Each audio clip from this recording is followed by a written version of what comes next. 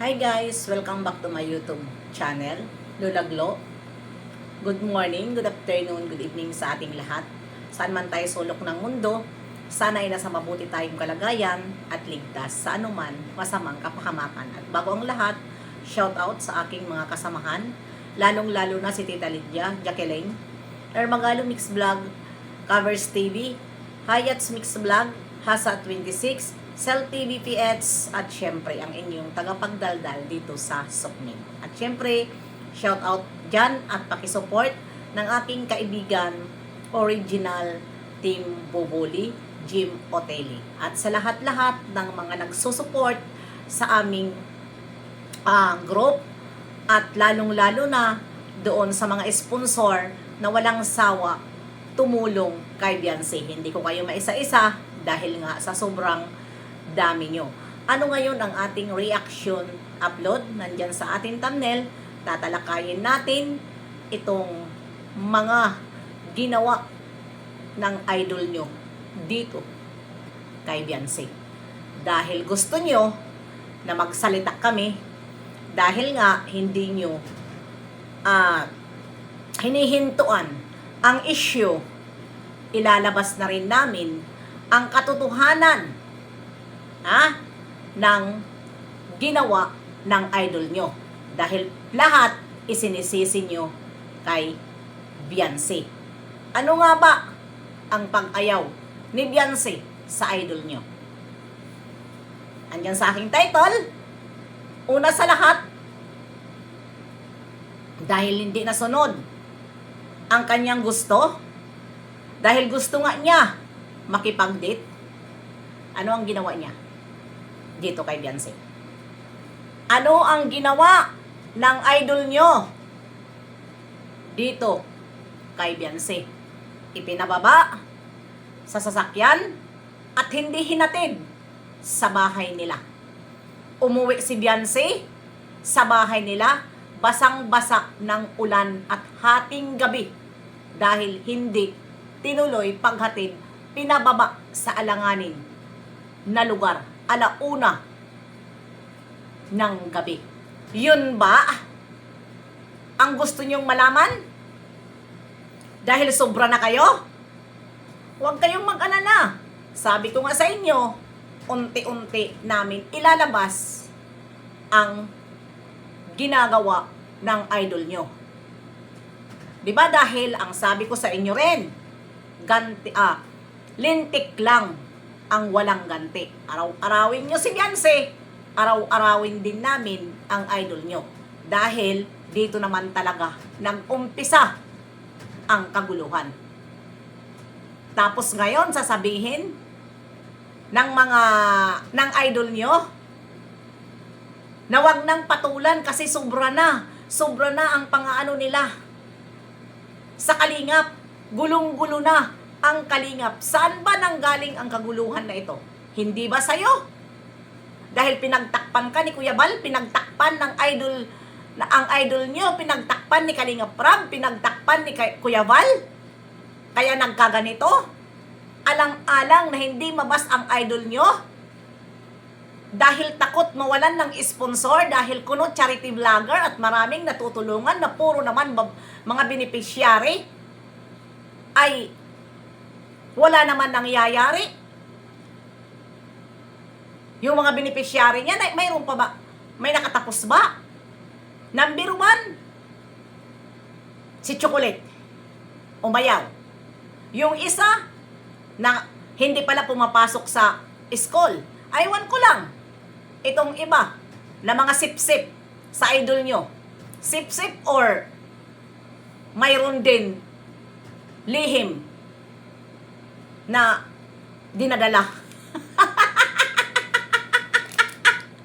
Di ba? Kaya wag kayo puro Beyonce. Kaya hindi na nanatili at umayaw sa love team dahil ganyan ang ugali ng idol nyo. Yan ang ugali ng idol nyo. Huwag nyo kaming pilitin na ilabas ang dapat hindi ilabas dahil marami kaming alam sa ginawa ng idol nyo. Puro tayo ngayon idol nyo. Total, wala kayong ibang nare-reaction, kundi ang idol namin, Tulfo Queen. Diba? Lagi nyo, Tulfo Queen, Tulfo Queen. Ay, hindi makamove on sa Tulfo Queen. Anong mayroon sa Tulfo Queen at hindi tayo makamove on? Pasalamat kayo at walang Beyonce na nagbubuking sa ginawa niya. Walang Beyonce na nagbubuking na minamanyak siya. Kundi, yun lang ang kanyang nasabi. Pero kami ngayon na nakakaalam na mga reaktor, dahil hindi naman ako natatakot mag-reaction, basta may hawak lang ako na bit, bakit ba ako matatakot? Hindi ako takot magsalita dahil sobra na kayo. Sobra na. Tama na. Palitan na. Ayaw ko na. Kaya, palitan na namin ang aming content at hindi kami re-respect doon sa mga taong nagko-content na mga reactor, na mga bagong reactor dito sa Kalingap na puro na lang Beyonce ang re-respectan namin, ang alam namin sa ginawa ng idol nyo. At ngayon, nabulabog kayo, galit na galit kayo kay Ate Glo dahil nambubulgar. Doon tayo mamaya na naman sa Ate Glo ko. Dahil ito, upload ko lang ito. Maganda ang live para naman makasagot kayo kung ano ang nararamdaman nyo. Dahil live yun. Makaka-comment kayo doon. Ito, upload lang. Paalala ko lang sa'yo. Yun ang ginawa ng idol nyo. Maganda ba yon na ginagawa niya? Hating gabi? Hindi niya hinatid dahil hindi niya ginusto. Hindi ginusto ng Tulfo Queen. Sabihin pa natin Tulfo Queen dahil yan naman ang tawag nyo. Na sundin ang gusto niya. Kaya pababain. Nasaan ang ugali? Anong ugali mayroon ng idol nyo? Bakit pababain? Ano ang sabi ng nanay? Bakit basa ka at ganitong oras ka nakarating? Ayun na, umiiyak si Beyonce dahil sa ginawa ng idol nyo. Hindi pa yan. Hindi ko yan lalahatin dahil marami pa akong ilalabas sa ginawa ng idol nyo. Mahirap naman, lubos-lubusin natin. Total kayo, wala naman kayo ibang content kundi Beyonce. Kaya kami naman ngayon, sorry kayo. Dahil puro na naman kami ngayon, Ido. Yon, dahil ipadama lang namin sa inyo kung ano ang nararamdaman ng mga nagsusuport kay Beyonce. At ngayon, ipadama din namin sa inyo kung gaano rin kayo ngayon mabulabog. Diba isang upload ko pa lang about sa sasakyan, nabulabog na kayo? Marami nang galit kay Ate Glo, gustong manakit.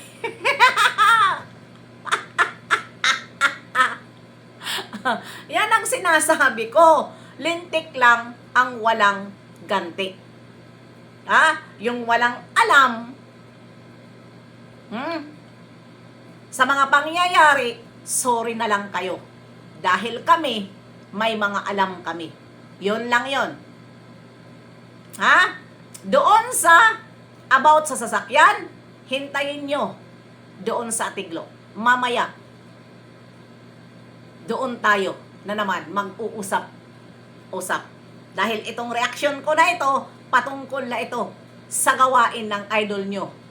Na ganun ang gawain ng idol nyo kapag hindi nasusunod ang gusto. Tama lang na inayawan siya ni Beyonce. Dahil yung ugali niya yan, hindi na yan makukuha. Pagdating ng sumpong niya, sumpong talaga yan at baka masaktan pa si Beyonce. Di ba? Dahil may ugali. Di ba? Kaya siya hindi nagtatanggol kay Beyonce nung mga panahon na yon.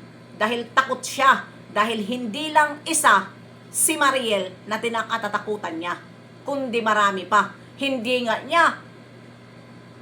Ha? Kung talagang mahal niya si Mariel, hindi nga niya pinapakilala. Matagal na, nabistado sila, ipinapakilala ba? Hindi. Kasi may kinatatakutan pa na iba. Kaya ngayon, may alam na rin ako. Abangan nyo ang susunod na reaksyon ko. Dahil ito, na idol nila at si Mariel, unti-unti na binubulgar ni Mariel. Dahil bakit?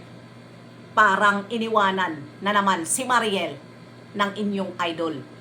Kaya pala si Mariel parang sirang plaka kung saan-saan nagko-comment at ipinapahiya niya ang kanyang lihim na sponsor niya sa pag-aaral. Ha? Walang iba kundi ang idol nyo.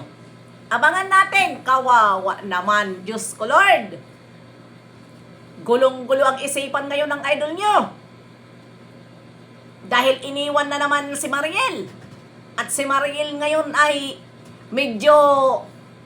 pero ang sabi ko lang, wag na wag mo yan tanggapin, Bibi Beyonce. Kung halimbawa makipag-usap sa'yo, baka strategy nila yan na bulok. Na kunyari, hiwalay na sila at kakausapin ka.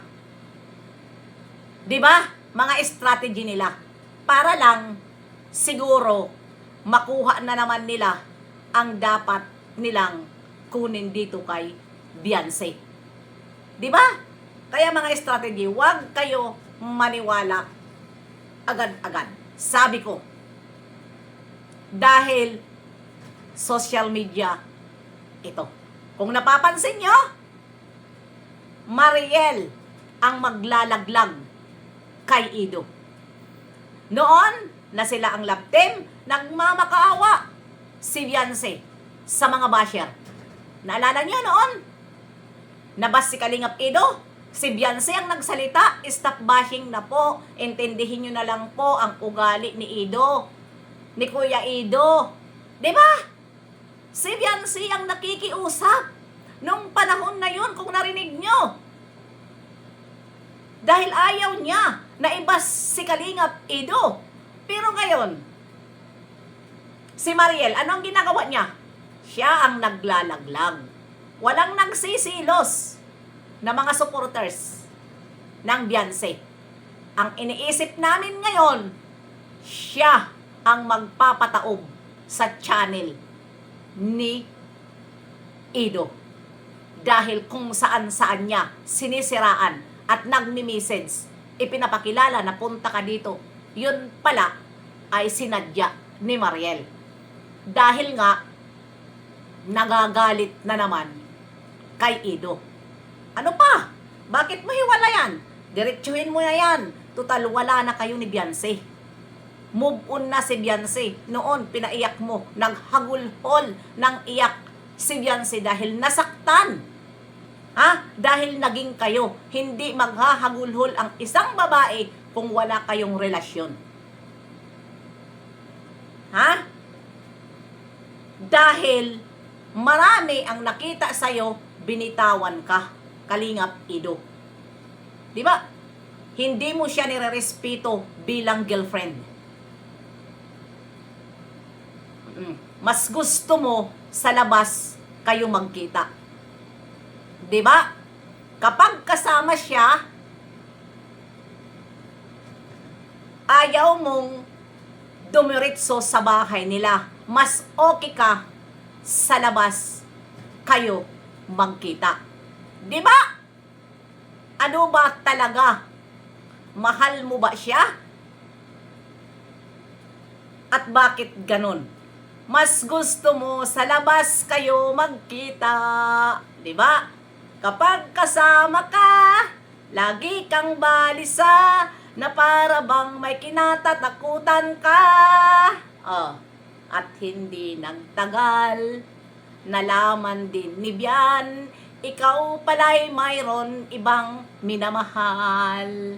Kay Biancy nabalitaan, doon ka daw natutulog at nakuha pa niya sa kamera. Yun lang. Bye-bye! See you!